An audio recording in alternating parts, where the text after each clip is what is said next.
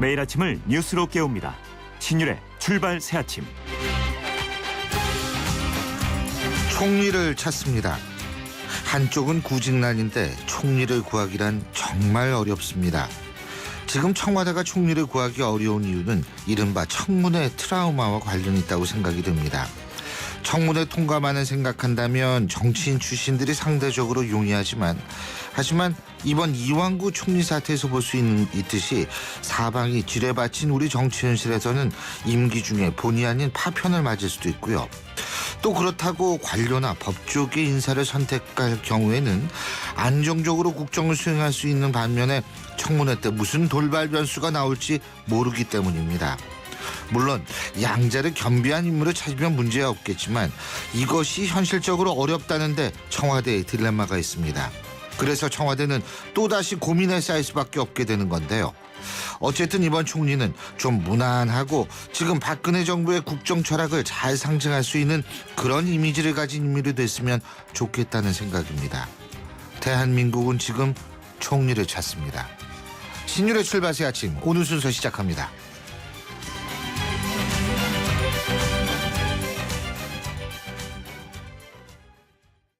금융은 당신의 행복을 살리고 시장의 활기를 살리고 기업의 새로운 기술과 가능성을 살리는 일입니다. 우와, 이런 금융 누가 하나요?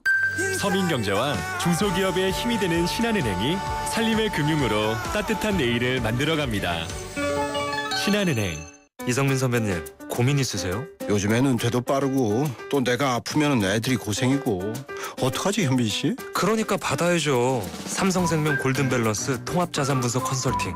보장부터 은퇴까지 인생자금의 황금 비율을 맞춰주거든요. 그래? 어떻게 받지? 삼성생명 컨설턴트와 상의하세요. 뉴스를 읽어드립니다. 뉴스를 보여드립니다. 뉴스를 들려드립니다. 최영일의 뉴스 매거진. 네, 지금까지 들어온 뉴스 정리해 보겠습니다. 최영일 시사평론가 나와 계십니다. 어서 오십시오. 안녕하세요. 예. 자, 봄입니다. 그죠? 네, 이제 날이 좋더라고요. 예, 봄이고 이제 다음 주면은 저희 YTN 라디오도 개편을 하고요. 그렇죠. 그리고 개편과 동시에 이제 최영일의 정면 승부도 이제 본격적으로 시작을 하게 되고요. 그런가요? 그죠? 예. 그 자꾸 그러시면 진짜 정계로 보내버립니다. 예? 아니, 제가 정치라면요. 개인과 나라가 공멸해서 안 됩니다. 자, 오늘 카피는 어떤 겁니까? 네, 오늘 카피 어제 전격 사퇴 표명한 이완구 총리 얘기 하루 종일 시끄러웠는데요. 네. 그래서 벌어지고 있는 아주 웃픈 현상이 있습니다. 웃기지만 슬픈 현상. 네, 우리나라 이게 뭐 판관 포청천도 아니고요. 총리 정홍원. 정홍원 전 총리가 계속 패러디가 예. 확산되고 있는데 그러다 진짜 총리로 다시 오십니다. 이러다 예. 한 100년 지나면요. 예. 이게 대한민국 역사상 최고의 재상으로 후대가 생각하지 예. 않을까 하는 살짝 우려도 됩니다. 정홍원 총리 훌륭하신 분이죠. 네. 근데 사실 뭐 다시 해도 상관은 없죠. 제가 볼 때는 과거 지금 김종필 전 총재 같은 분도 총리를 몇 번을 하셨는데요. 맞습니다. 총리 전임 카드가 네. 역사적으로 있었는데 뭐 고건 전 총리라든가 물론 역대 그렇죠. 정권에서 필요하면 이제 행정형 총리로 불러다 쓰신 분들이 좀 있었고요. 그러니까 이제 뭐 정홍원 총리도 참 좋은 카드 중에 한 분인데 문제는 이완구 총리 같은 경우에는 지금 역대 최단기 총리로 네. 그게 이게 됐죠? 참 이게 그 웃프다라고 말씀드린 현상의 또 하나인데요. 네. 63일 재임 최단 총리 불명예인데 이것 때문에 제2공화국 시절에 1960년 6월부터 8월까지 재임했던 그동안 최단기였던 허정 총리라는 분이 이 오명을 벗으면서 지금 다시 재거론되고 있지 않습니까? 그렇군요. 63일, 65일. 그래서 이게 참 역사적으로 기록을 세운다는 게 특이한 현상이다 이런 생각이 드는데요. 어쨌든 지금 이 총리의 사퇴로 여야 모두 표면적으로는 사필 규정이다. 다행이다. 이런 평이고 예. 왜냐하면 총리 사퇴 직전 밤 그 오후에는 이 여당 내에서도 이 초재선 그 의원 모임이 아침 소리죠. 예. 거기서 또 사퇴하라고 발표하고 그러지 않았습니까? 예. 여차하면 어제 오전에 야당의 긴급 의총에서는 총리 해임 건의안을 이제 발의할 그런 상황이었는데 어쨌든 조금 잠재워지고 있긴 합니다만 속내가 다르다는 문제가 있습니다. 새누리당은 일단 한숨을 돌리고 그동안 강조하던 원칙적인 입장 이제 검찰의 성역 없는 수사에 맡기고 국회는 민생으로 돌아가자 이런 예. 강조를 하고 있고요. 예. 새정치민주연합은 이제 총리 사퇴 역시 사필 규정이라고 환영했지만 이게 시작이다 이렇게 강조하고 있는 거죠. 왜냐하면 성 전 회장의 메모에 8명이 등장하는데 총리직을 내려놓고 수사를 받는 게 마땅하니 이제 한 명이 수사 이 시발점에 놓인 것이고 예. 나머지 8분의 7이 남아있지 않느냐. 음. 엄정 수사해야 한다. 이런 공세를 계속 펴고 있습니다. 하지만 이게 지금 국정 피로도나 국민들의 또 이 심경을 생각한다면 이 총리 수준의 비중으로 나머지 명단 인사들에게 언론과 여론이 또 집중하기 쉽지 않다. 맞습니다. 이건 야당도 알고 있는 상황이죠. 우리나라의 어떤 이슈의 집중도를 보면은 물론 세월호 같이 아주 큰 대형 네. 참사 같은 경우는 그렇지 않습니다만 네. 이런 정도의 사건이면 3개월 정도 가도 굉장히 오래 가는 거거든요. 3개월이면 이제 유병헌 전 회장급입니다. 지난해 사건으로 보면. 유병헌 전 회장 그 세월호 같은 경우는 그래도 유병헌 전 회장 문제도 있었지만 다른 문제에서 굉장히 오래 갔지만 그랬죠. 일반적인 문제는 한 3개월 가면 오래 가는 건데 네. 그러니까 이제 이게 좀 벌써부터 김이 좀 빠지는 야당의 네. 입장에서 볼 때 그럴 수밖에 없는 거죠. 그렇죠. 사실. 그 야당은 바로 이제 총리 사퇴 이전까지는 꽃놀이패를 들었다 그랬는데 네. 이제 4.29 재보선은 다시 원점에서 여야가 이제 백중세의 박빙 승부를 이제 벌여야 되는 그런 상황이 됐고요. 예. 기간은 이제 정확히 일주일 남았죠. 오늘을 포함해서. 4.29 재보선 저희가 오늘은 우리 이 PD님 오늘은 동작을인가요? 오늘 후보들 관악을이죠. 공작을은 제가 사는 데인데 선거 없습니다. 그래서 제가 항상 정면 승부만 생각하다 보니까 네. 거기 나왔어요. 관악을 출마 새 후보랑 인터뷰가 돼 있는데 일단 이상규 후보의 사퇴가 예. 어떻게 이제 또 역학관계를 그렇죠. 만들지 굉장히 이제 궁금한데요. 자, 오늘은 이제 인물 관련 뉴스가 많습니다. 이완구 총리 이후 지금 네. 이제 정홍원 총리는 하나의 상징적으로 웃픈 패러디의 소재가 되고 계신 왜 건데. 자꾸 상징이라고 하세요? 진짜 하실 수도 있는 거지. 그럼 좋아요. 다시 한번. 네. 그럼요. 정홍원 전 총리도 예, 후보군에 그럼요. 올려놓고 그럼요. 예. 신 교수님께 제가 오늘 이제 너무 궁금해서 여쭤보려고 했던 게 아까 네. 대한민국은 총리를 찾습니다 이렇게 예. 오프닝 해주셨는데 단도직입적으로 예. 누가 돼야 한다고 생각을 하십니까? 저는요 사실은 이게 아까도 말씀드렸지만 정치인을 찾으면 이런 문제가 있고 또 관련한 법조인 좀 저런 문제가 있고 이러니까 그렇죠.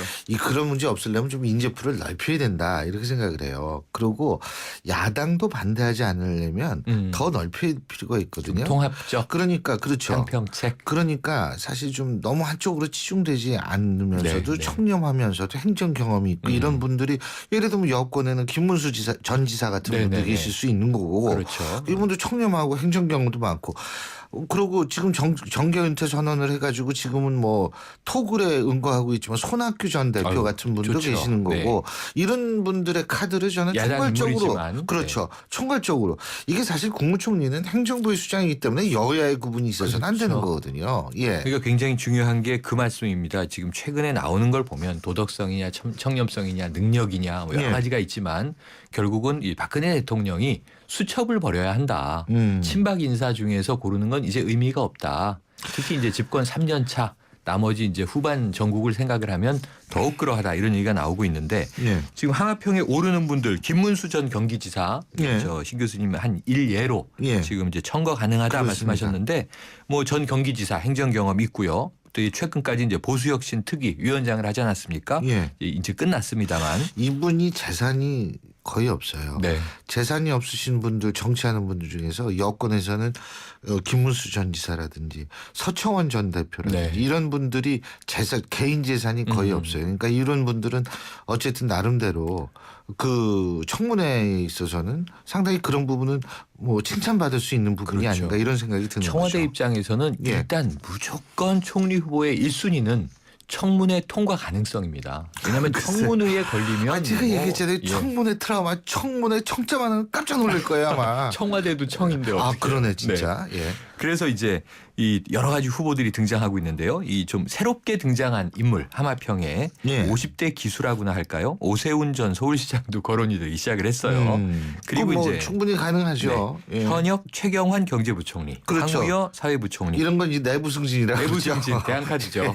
예. 이 예. 직장 상사가 예, 공석이 그렇죠. 되면 아래서 내부 밀고 올라옵니다. 승진이지만, 네. 예. 그리고 이제 전임 해수부 장관 이주영 의원 아 이분도 참 세월호 때 진실성을 많이 보여주신 분이죠. 퇴임할 때 예. 박 대통령이 이례적인 극찬을 했습니다. 그래서 이거 쉬운 일 아니에요. 네, 그 어디 오랜 기간 가셔도 동안 큰 일을 팽목하게 하실 있는 거다. 게. 그랬습니다. 그런데 이제 이들 모두 이제 지금 세 분은 현역 의원이어서 또다시 이완구 총리 때와 마찬가지로 출마냐 불출마냐 내년 총선을 앞두고 또 이제 몇 개월까지 총리냐 이런 이제 구설이 좀 있을 수가 있고요. 네.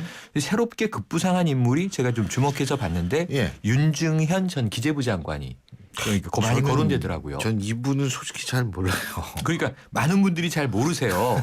그러니까 이 도덕적 검증 됐고 전문성도 지닌 관료 출신이다 이렇게들 이야기하는데 누군가 하면 참여정부에서는 금융위원장을 지내셨고요. 예. 이명박 정부에서는 이제 기재부 장관을 지낸 분인데 뭐 이 외에도 또 여야를 초월하신 분이에요. 네, 여야를 초월했습니다. 예. 근데 이제 지금은 윤경제연구소를 이제 운영하고 계시다고 해요.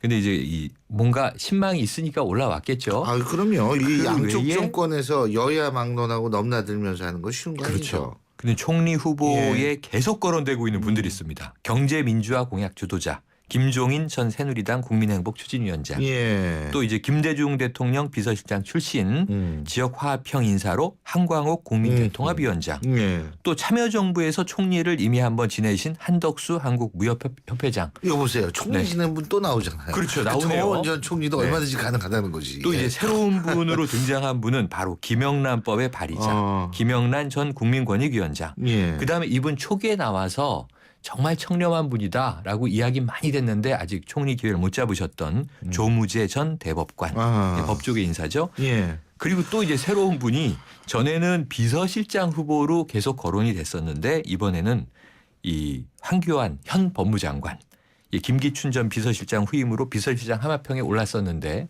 법무장관을 계속 하고 계시죠. 그래서 이번에는 또 이제 이 황교안 장관에게 기회가 있지 않겠느냐 눈여겨보는 전문가도 있는데 이 하마평이 쭉 나올 때마다 우리가 이게 셀프로 올리시는 분들도 있다 이런 얘기를 종종 하거든요. 그렇죠. 근데 이제 자가 발전이라고 그러죠. 전문 네, 용어로. 자가 근데 발전. 이 중에서 뭐 자가 발전 하실 말씀 하실 분은 없는 것 같고 네.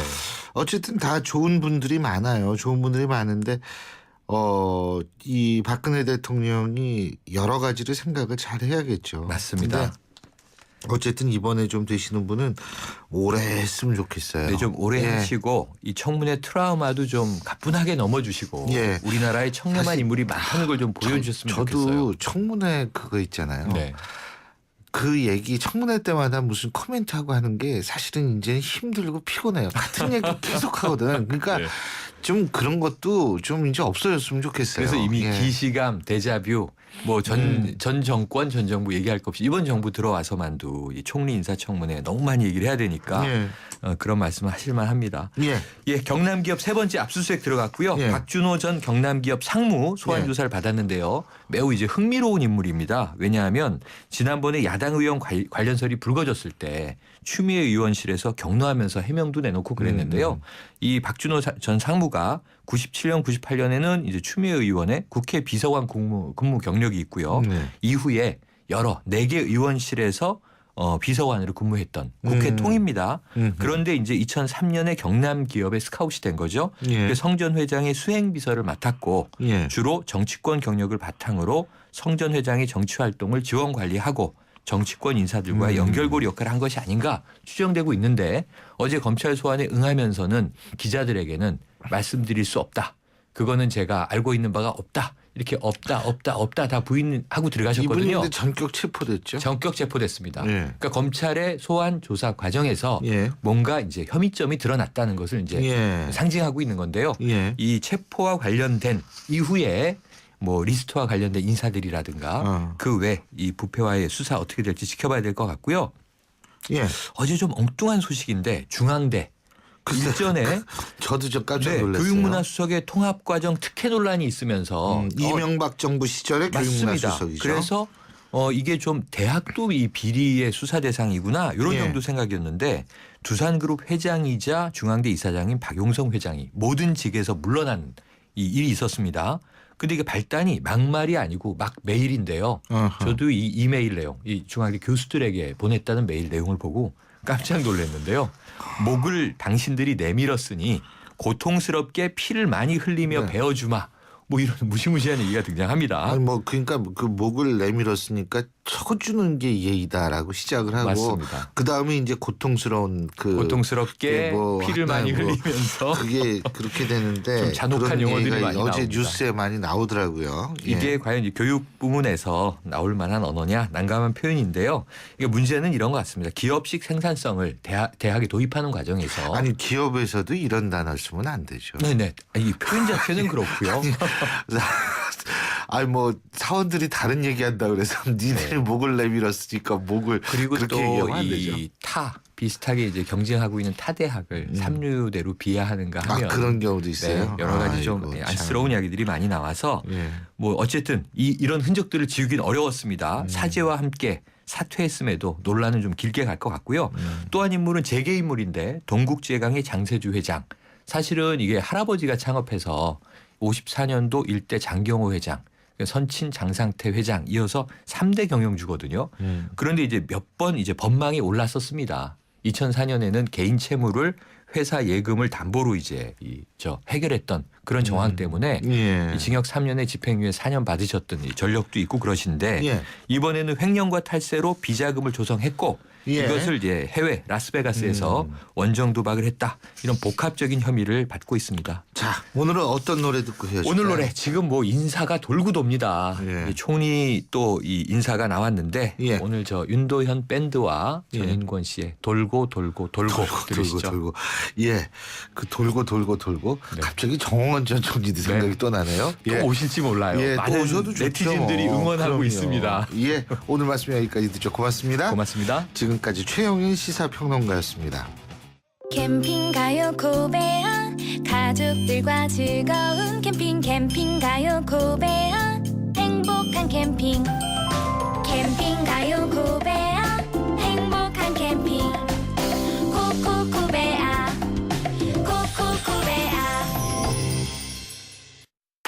우리 같이 놀아요 힘을 뛰며 꿈을 차며 놀아요 맘껏 뛰어요 시작의 소리쳐 오늘 더 아이답게 내일 더 자유롭게 넷버키즈 신율의 출발새 아침 1부 순서는 여기서 줄입니다. 잠시 뒤 2부에서 뵙죠. 안녕하세요. 명품남녀의 개그맨 남정미입니다. 명품남녀 참 오래도 써먹는다고요? 네, 한 30만 년 정도 더 해먹으려고요. 그런데 30만 년 전 구석기 시대 한반도는 어떤 모습이었을까요?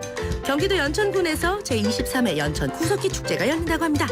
명품 자녀들에게는 놀이와 체험을 통한 역사 교육의 기회.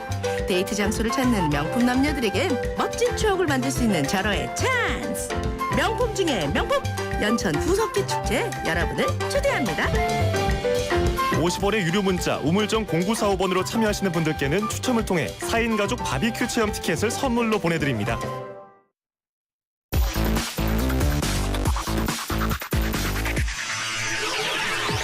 신율의 출발 새 아침. 신율의 출발새 아침 2부 순서 광고 듣고 시작합니다. 엄마라는 도전이라는 헌신이라는 이름의 흉터. 때론 자랑스럽지만 달라졌으면 하는 여자 마음. 더마틱스 울트라로 흉터 달라질 수 있습니다. CPX 성분이 흉터를 흐리고 부드럽고 매끈하게. 흉터 전문 더마틱스 울트라. 본 제품은 의료기기입니다. 당신이 현대자동차를 구입했거나 렌트 리스를 했다면 당신은 지금 현대자동차 블루멤버스 회원입니다. 주유, 쇼핑, 보험, 차량 관리까지 최대 200만 포인트로 즐기는 카라이프의 모든 것. 현대자동차 블루멤버스. 자세한 내용은 홈페이지 참조.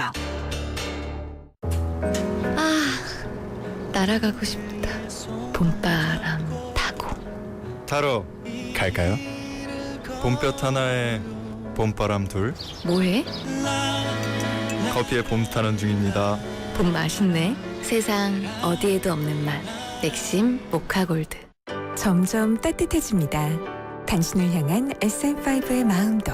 올봄 SM5가 마련한 따뜻한 혜택. 프리미엄 세단 SM5를 36개월 2.9% 금리 혜택으로 특별하게 만나보세요. 4월 한 달간. Better and different. SM5 Nova. 여러분은 지금 대한민국 유일의 보도 채널 YTN 뉴스 FM에서 보내드리는 신율의 출발 새 아침을 듣고 계십니다. 전국을 뒤흔든 성완종 리스트, 결국 현지 총리의 자진 사퇴까지 불러일으키면서 그 파장이 어디까지 확산될지 지금 여야 정치권 주목할 수밖에 없는데요. 국회 대정부 질문, 당시부터 이완구 총리에 대한 혹독한 비판을 하셨던 분이시죠. 새정치민주연합 정청래 최고위원 연결해서 현재 상황 어떻게 보고 있는지 입장 직접 들어보겠습니다. 정 의원님 안녕하세요. 네, 안녕하세요 교수님. 예. 정청래입니다. 이완구 총리가 역대 가장 단명한 총리가 됐습니다. 그렇죠? 네네. 예. 네. 우선 이런 현재의 상황을 어떻게 보십니까? 이완구 총리를 두고 비운의 총리다, 최단명 총리다 이렇게 말을 하는데요. 저는 비운의 총리라기보다는 차라리 미움의 총리, 망가진 총리 이렇게 보고 싶고요. 3천만 원을 수수했느냐 안 했느냐, 정치자금법을 위반했느냐 안 했느냐, 이것보다 더 큰 국민의 분노는 국민 정보 해명 논란이죠. 예? 미국의 워터게이트 사건 예. 같은 경우도 도청 장치를 설치했느냐 안 했느냐 이것보다는 닉슨 대통령의 거짓말이 결국은 닉슨 대통령의 하야까지 몰고 오지 않았습니까? 예. 그래서 국회에도 액자로 크게 써 있는 글씨가 있어요. 무신분립. 예. 신뢰가 없으면 설 수 없다라는 건데 이번이 그런 것을 보여준 전형적인 이완구 사례였다라고 보고 지금 대한민국은 바야흐로 안개 전국을 넘어서 태풍 전국으로 접어들었고 가히 정권을 집어 삼킬 만한 그런 쓰나미가 지금 덮치고 있는 예. 국가적으로는 매우 불행한 상황이 지금 전개되고 있습니다. 근데 그 일부에서는 거짓말이 아니라 말바꾸기다 이렇게 얘기를 하던데요. 거짓말을 덮고 거짓말이 또다시 거짓말에 꼬리를 무는 그런 정국이 돼버렸어요. 그래서 차라리 솔직하게 말을 하면서 국민들의 이해를 구하는 그런 방식이 더 좋지 않았을까 이런 생각이 드는데 삼척동자도 아는 거짓말을 계속 연이어하다 보니까 결국은 여당 내부에서도 도저히 방어할 수가 없다. 이렇게 하고 버리는 카드로 쓴 것 같습니다. 지금 태풍 전국이 됐다 이런 말씀을 하셨는데 이 네. 이게 태풍인 이유가 안개 전국에서 태풍 전국이 되는 이유가 이완구 총리의 사퇴는 이제 시작이기 때문이라고 생각하십니까? 왜 그렇게 생각하시는 거죠? 처음에 성완종 리스트가 발견됐을 때만 하더라도 이것이 사실일까 아닐까 뭐 이렇게 좀 처음에 많은 의문점과 궁금증을 자아내는 상황이었는데 예. 결국은 이완구 총리가 태안군 의회 군의원들에게 토요일 날 새벽 6시에 15번이나 통화를 시도한 것이 12번, 3번이죠. 두 사람에게 12번, 그렇습니다. 3번 이렇게 나누어서 한 거죠. 예, 그러면서 그것이 이것이 뭔가 사실일 것이다. 뭔가 뒤가 구리고 캥겼으니까 전화를 했고 이것은 외압 시도고 증거인멸 시도가 아니겠는가 하는 저의 대정부 질문이 있었지 않습니까? 최초로. 예. 저도 그 대목에서 확신을 갖기 시작했어요. 그래서 성완종 리스트가 사실일 가능성이 매우 높다 하는 확신을 갖고 이완구 총리를 제가 비판하고 공격한 거죠. 근데 이제 지금 검찰이 수사를 하고 있으니까 이제 사실 여부가 밝혀져야 될 것 같은데 이게 네. 뭐 누가 1번 타자냐 지금 네. 소환에 네. 그런 얘기들이 많은데 그거 어떻게 보세요? 제가 그래서 순서를 매겨봤어요. 예. 그랬더니 말한다면 이홍김, 이허홍, 유서 이렇게 제 나름대로 기준을 잡아봤습니다. 예. 이완구, 홍준표, 김기춘, 이병기, 허태열, 홍문종, 유정복, 서병수 이렇게 순서로 했으면 좋겠다는 개인적인 생각입니다. 그 이유가 뭐죠? 이 순서의 이유가? 이완구 총리는 이미 여러 가지 육하 원칙에 의한 그 정황 증거들이 많이 드러났지 않습니까? 예. 그리고 홍준표 지사의 같은 경우는 중간 전달자가 들어있고 부인하지 않고 있는 상황. 그리고 홍준표 지사의 평소 성격 같으면 적극적으로 방어를 한다거나 공격을 한다거나 하고 있는데 침묵 모드로 상당히 평소의 성격과는 다른 형태를 보이고 있고요. 그리고 김기춘 전 비서실장 같은 경우도 구체적인 정황 증거가 비교적 다른 분에 비해서 잘 나와 있지 않습니까? 그래서 어떤 게 있습니까? 성완종 전 회장의 유언에 나와 있고요. 예. 그리고 구체적인 장소가 지금 적시돼 있지 않습니까? 예. 그래서 이런 부분을 수사해야 된다고 생각하고, 네 번째는 이병기 비서실장을 꼽았는데 140차례 통화한 기록이 지금 나오지 않았습니까? 예. 그래서 이런 부분을 수사해야 된다고 보고, 그 다음에는 7억, 홍문종 이 두 분은 대선 캠프에서 중요한 직책을 맡았던 사람들이고 구체적인 돈 액수가 나와 있어요. 그래서 예. 그 다음 순서를 이렇게 했으면 좋겠고, 유정복, 서병수, 유서 이 두 분은 경향신문과의 통화에는 나와 있지 않는데 어쨌든 이분들도 액수가 적혀 있기 때문에 이런 순서로 검찰이 수사를 했으면 좋겠다는 생각이 드는데, 서병수 시장은 제 개인적인 생각일 뿐이고 예. 검찰에서 알아서 할 일이죠. 부산시장으로만 돼 있지 이름은 언급돼 있지 않죠. 예. 네네. 근데요, 지금 여당 쪽에서는 고 성완종 전 회장께서 이 2번 사면을 받지 않았습니까? 노무현 정부 때 2번 특사를 받았기 때문에 이 부분에 대해서도 사실 수사를 해야 된다라고 주장을 하고 있거든요. 이 부분은 어떻게 보십니까? 필요하다면 저는 수사가 불가피하다고 보고 있고요. 네. 근데 저희가 알고 있기로는 이명박 그 신 당선자 쪽에서 요구한 걸로 알고 있고, 또 당선자 예우 차원에서 그렇게 한 걸로 알고 있습니다. 그리고 사면을 받자마자 노무현 대통령 쪽에 일을 한 것이 아니라 네. 이명박 대통령 쪽에 무슨 대책위원, 인수위 대책위원 이런 거 했다는 거 아닙니까? 그런 것을 시키려고 이명박 대통령 당선자 쪽에서 요구했다는 게 저희가 알고 있는 정황 사실이거든요. 예. 그래서 그 부분도 수사를 해서 더 명명백백하게 그렇게 밝혀지면 저희로서 나쁠 건 없다고 생각합니다. 그렇죠. 이명박 전 대통령 측에서는 터무니없는 얘기다라고, 이게 양쪽 얘기가 엇갈리니까 이것도 네네. 한번 확실하게 털고 간다는 의미에서, 그죠? 네네. 이게 좀 분명하게 할 필요는, 계속 수사가 필요하다라는 그런 생각도, 그런 얘기도 나올 수 있는 상황인데. 네, 필요하다면 그쪽도 저는 그것도 수사했으면 좋겠습니다. 알겠습니다. 네. 그리고 이제 지금 또 한 가지는 그 특검 문제인데요. 이 네. 특검 문제 어떻게 보십니까? 결과적으로 특검을 할 수밖에 없는 상황으로 갈 수밖에 없다. 저는 이렇게 생각을 하는데요. 네. 그러나 지금 특검을 도입을 하자고 한다면 모든 논란은 특검을 어떻게 할 것인가 하는 특검 논란으로 가요.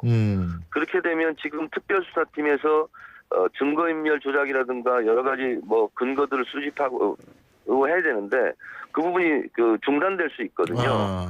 검찰 수사가 중단될 수 있다 이거죠. 예. 그래서 특별수사팀이 불량수사팀이 아니니 일단 그쪽에서 증거인멸 시도를 막고 여러 가지 증거들을 수집하고 수사 계획을 짜서 출국금지도 하고 이런 초동 수사 단계를 확실하게 해놓고 그 다음에 여러 가지 것들을 확보한 다음에 특검을 하더라도 특검한테 그 자리를 넘겨줘야 되지 않습니까? 예. 근데 지금 특검을 하자라고 하면 이 특검 논란으로 한 달이 더 넘게 가요.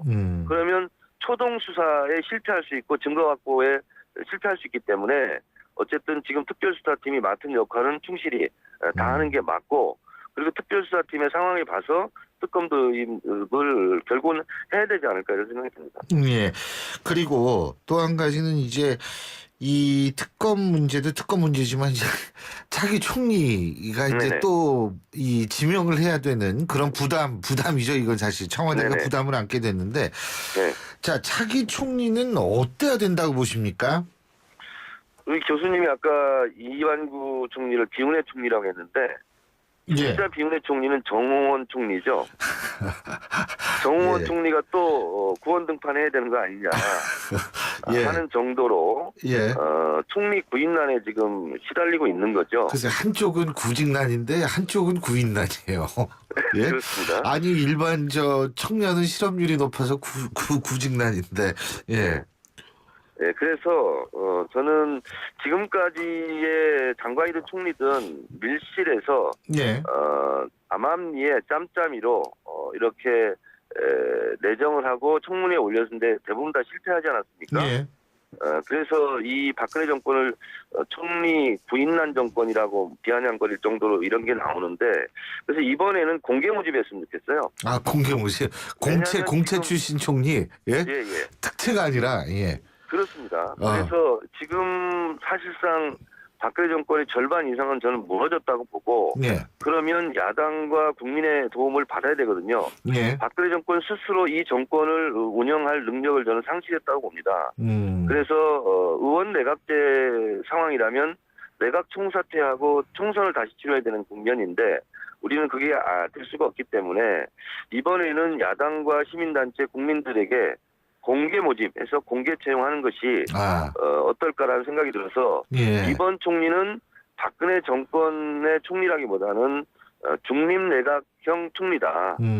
그래서 국민들에게 정권을 운영할 수 있는 야당에게도 예. 참여할 수 있는 기회를 이렇게 같이 마련해서 정권을 유지하자 하고 솔직하게 말하는 것이 맞겠다라는 생각이 듭니다. 예. 아니, 사실 뭐, 대학도 그렇고, 회사도 그렇고, 공채 출신이 특채 출신보다 훨씬 더 인정을 받죠. 네, 그렇습니다. 그리고 이제 특채를 예. 지금까지 했는데 아주 다 지금 재미난 실패하지 아이디어시네요. 예? 예. 예. 특채가 다 실패했잖아요. 예. 알겠습니다. 네. 그 뭐, 지역 안배 또 이런 얘기 나오는데 그거는 어떻게 보세요? 뭐 예를 들면 충청권 총리가 또 나와야 된다든지 뭐 호남 총리가 나와야 저는 그것은 된다든지. 부차적인 고려사항은 될 수 있는데 예. 우선순위는 아니라고 보고요. 인물이라는 것이 적재적소 배치고 적임자 우선 아닙니까? 예. 그래서 저도 충청도 출신이라만 뭐 충청도에서 나오면 뭐 나쁠 리가 없겠죠. 저 입장으로도. 그러나 네. 그것이 아니라 일단 적임자를 찾고 그리고 그 적임자 우선을 적용하다 보면 뭐 나중에 그런 부분을 고려할 수도 있겠다는 생각이 들지만 우선은 적재적소 적임자 우선으로 가야 된다고 생각합니다. 예, 잘 알겠습니다. 오늘 말씀 여기까지 듣겠습니다. 고맙습니다. 네, 감사합니다. 지금까지 사정치민주연합 정청래 최고위원이었습니다. 경제 컬럼니스트 정철진의 경제 시선. 정철진 경제 컬럼니스트 연결합니다. 안녕하십니까? 네, 안녕하십니까?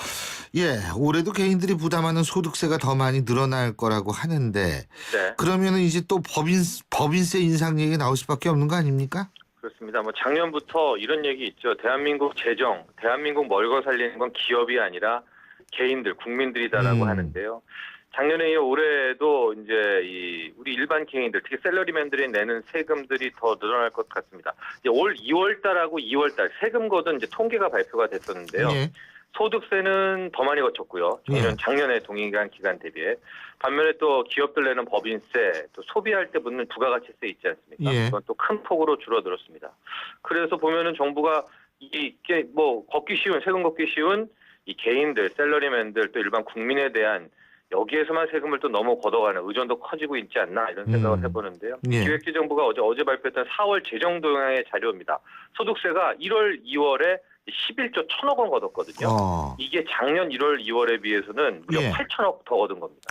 꽤 많이 걷었죠. 반면에 그러네요. 부가가치세는 이제 6천억을 덜 걷었어요. 그래서 8조 8천억. 법인세는 3천억을 덜 걷지 1조 7천억. 그러니까 거의 소득세만 많이 걷은 겁니다. 그렇군요. 소득세만 근데 왜 이렇게 많이 거쳤을까요? 일단은 크게 두 가지. 이제 소득세 항목 중에 핵심 많이 늘어난 거 보면은 이제 셀러리맨 분들한테 걷는 근로소득세, 그 다음에 양도소득세, 우리가 투자했을 때 걷는 쉽게 생각하면 이런 건데요. 예. 그러니까 임금이 올랐기 때문에 더 뛰어갔다. 예. 혹은 이제 연말정산 여기도 분명히 영향이 있었습니다. 그런 거고 최근에 잘 보시면 알겠지만 작년부터 올해 초까지 부동산 거래 굉장히 많이 늘지 않았습니까? 예. 그러니까 양도소득세가 또 많이 거친 겁니다. 그런데 이제 부가가치세는 뭐 우리가 많이 소비 안 했으니까 줄었겠고. 기업들은 요즘 힘들다 해서 법인세도 줄어들고 이런 건데 이렇게 보면은 이게 지금 뭐 대한민국 재정 고가는 다 국민들 책임이다 이렇게 되지 않습니까? 이쯤 되면은 뭐 형평성 차원이라도 법인세율 인상에 대한 이야기는 나와야 되지 않을까? 이게 계속될 것 같거든요, 이 추세가. 예, 그렇군요. 그리고 말이에요. 요새 째깍째깍 시계 소리 들린다는 사람들이 많습니다. 네. 바로 우리 경제 핵폭탄. 미국의 금리 인상 시기가 점점 다가오고 있다. 이런 얘기들 많이 하는데. 6월 달입니다. 6월이죠? 6월이고 늦어도 9월. 6월 아니면 9월이어서 방금 우리 교수님 말씀한 대로 이제 째깍째깍인데 어제 한국은행은 조금 다른 입장을 내놨습니다. 예. 이게 기획재정위원회 이제 국회에 제출했던 업무 현황 자료인데 미국이 기준금리를 올리더라도 한국 경제, 한국 금융시장에 미칠 영향은 적다. 감내 가능한 수준이다라는 내용을 전했고요. 이유는 이미 경상수지 흑자가 많아서 달러 유입이 괜찮다. 외환 보유액 상당히 많이 확보해놨다. 그다음에 우리가 이제 갚아야 될 돈, 이 채무 중에서 단기 외출 비중도 많이 줄여놨다. 그러니까 1년, 2년 내에 빨리 빚 갚어 하는 돈은 굉장히 폭을 줄여놨기 때문에 만에 하나 미국이 확 금리를 올리더라도 버틸 수 있다. 이런 보고서를 제출한 겁니다. 이게 wishful thinking. 그러니까 이게 주관적인 희망이 좀 아니었으면 참 좋겠는데 예. 문제는 IMF 같은 데에는 지금 미국이 금리 올릴 경우에는 달러가 상당히 이동될 가능성이 높다라는 얘기를 지금 바로 어젠가 그저께도 나온 것 같고요. 그렇죠. 미국으로 돌아간다는 거죠. 미국으로 돌아간다는 거죠. 그리고 사실 뭐 97년 외환위기나 2008년 세계 금융 리먼 브라더스 사태 이때도 괜찮다 그랬는데 괜찮지가 않지 않았습니까? 예? 전혀 안 괜찮죠. 예. 그래서 정말 대비를 해야 될 필요 있습니다. 낙관을 하는 것과 준비하는 거는 좀 다른 거 아니겠습니까? 그렇죠. 그러나 이제 근거 자료 중에 하나 좀 볼만한 대목은 이제 외환 보유액인데요. 예. 3월 말 현재 우리나라 외환 보유액이 3,627억 달러. 그러니까 이제 400조 원 정도 쌓아놨다고 합니다. 상당히 많이 늘어난 거죠. 근데 반면에 이제 우리가 갚은 대외 채무는 4,250억 달러니까 일단은 한 800억 달러 정도 갚아야 돼. 우리 빚이 더 많은 건 사실인데 그렇죠. 빚이라는 게 실은 이제 국가 입장에서 보면은 20년 내에 갚아야 될 거, 30년 내에 갚아야 될 거는 일단 빚은 아닙니다. 왜냐면 그건 좀 부담이 덜하니까. 그러니까 지금 가장 중요한 게 1년 이내에 단기 채무 빨리 빚 갚아 하는 건데 그건 한 1,150억 달러라고 합니다. 그러니까 우리가 갖고 있는 외환 보유액으로 보아서 한 30% 정도 수준이니까 한국은행도 아마 이제 순간적으로 달러들이 미국으로 휙 돌아갔을 때라도 돌아가야 하더라도 이제 1년 정도의 빚 갚을 돈은 충분히 갖고 있으니까 이제 잘 버틸 수 있다 이런 건데 좀 준비를 해야죠. 준비를 해야 되는데 제 생각에 이제 과연 미국 금리 인상을 한다고 해도 달러들이 또 어떻게 될지 이런 것은 또 하나의 관전 포인트인 것 같습니다. 어쨌든 외환 보유액은 뭐 많이 확충해 놓은 것 같습니다. 그간에. 근데 뭐 환율이 어떻게 변할지는 귀신도 모른다 그러니까. 귀신도 모릅니다. 저는 오히려 원화 강세 쪽입니다. 역설적으로. 그렇군요. 달러 약세. 잘 알겠습니다. 오늘 소식 여기까지 듣겠습니다. 고맙습니다. 네, 감사합니다. 지금까지 정철진 경제 컬럼니스트였습니다. 여유 있는 서울 신촌에서 시작합니다. 2호선 아현역과 5호선 애호개역이 주는 출퇴근의 여유와 아현 부가현 뉴타운 2만여 세대 대규모 주거타운의 완벽한 생활 인프라. 서울의 도심을 가까이 이 편한 세상 신촌 4월 분양 문의 1899-7447 대림. 가나다라 마바사 자차카타파 전해주고 싶은 얘기 바람병에 담으면 한글이 모자랄지도 몰라. 병 하나에 담을 수 없는 초정탄산수 이야기. 파란을 일으키다. 초정탄산수. 오늘도 하품하다 하루가 다 갔어. 착한 활력이 필요해. 기운이 뿅 생겨났어. 활력이 슝슝 생겨났어. 착한 활력 비타민으로 채워주세요. 착한 드링크 비타오백. 교촌치킨 모델 이민호입니다. 야구장에선 역시 교촌이죠. 교촌이네? 교촌! 야, 교촌이다! 와, 사람들이 다 모여드네요. 교촌 법칙 1. 만유인력의 법칙. 사람들은 교촌을 중심으로 끌린다. 1577-1991 교촌치킨. 당신이 현대자동차를 구입했거나 렌트 리스를 했다면 당신은 지금 현대자동차 블루멤버스 회원입니다. 주유, 쇼핑, 보험, 차량 관리까지 최대 200만 포인트로 즐기는 카라이프의 모든 것. 현대자동차 블루멤버스. 자세한 내용은 홈페이지 참조. 신율의 출발새 아침 2부 순서는 여기서 줄이고요. 잠시 뒤 3부에서는 이번 4월 29일 재보선이 치러지는 지역 중에서 관악을 새 후보 만나보겠습니다. 8시 10분 3부에서 뵙겠습니다.